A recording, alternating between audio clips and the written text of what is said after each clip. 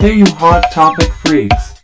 I will now be ranking the studio discography of legendary American metalers Avenged Sevenfold. Enjoy! Number 8 is Hail to the King. I completely see what they were trying to do. Technically they exceeded, but at what cost? They had mostly perfected their own sound, and now they were basically ripping off other bands.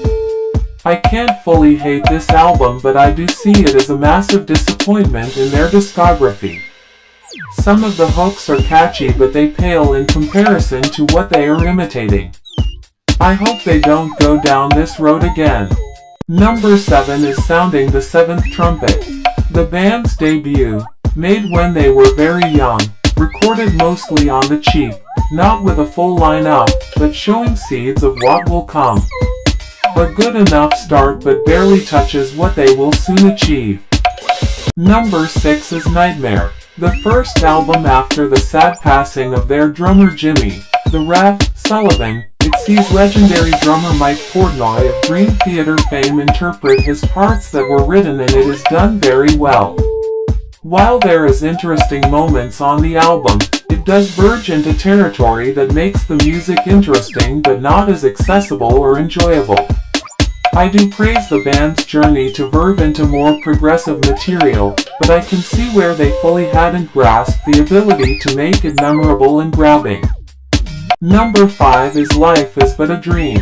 The band's most controversial album, it seems. I can see why people are so debated on it.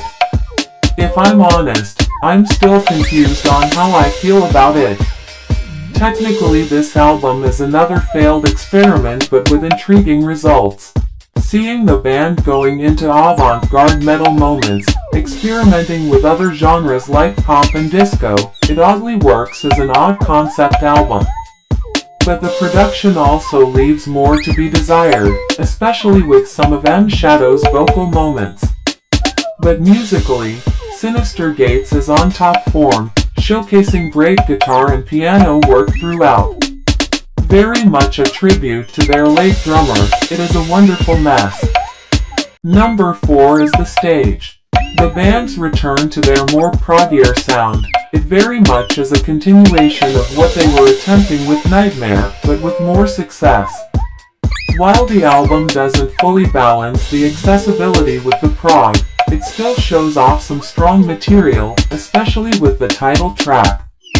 Musically it is one of their best, and any album that has Neil deGrasse Tyson giving a science lesson is always gonna perk my interest. Number 3 is Waking the Fallen. The band's first album with their classic lineup, it is very much the band's first real statement.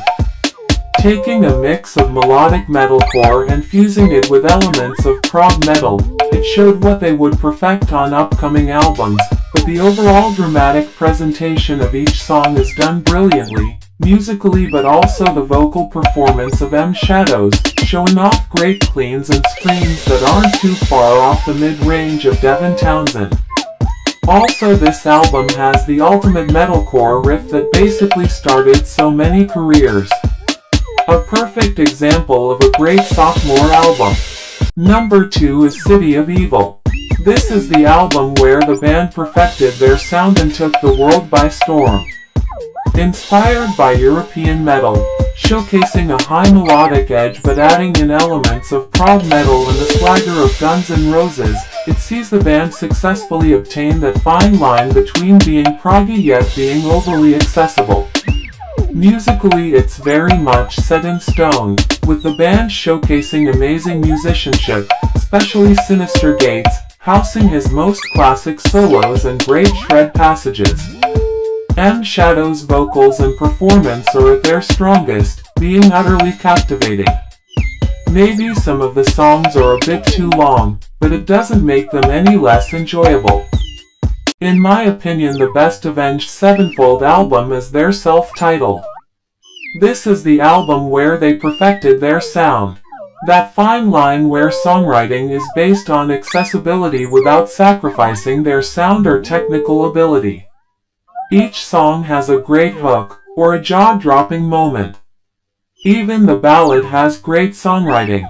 Sadly the last album to feature the Rev before his passing. It contains the drum work that would make him a legend. The vocals he provides are what make the album in my opinion, and his overall contributions are the icing on the cake.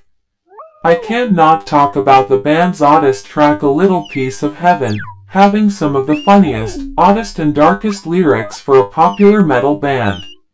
And the overall insanity of the music and presentation is the jewel of the band's career.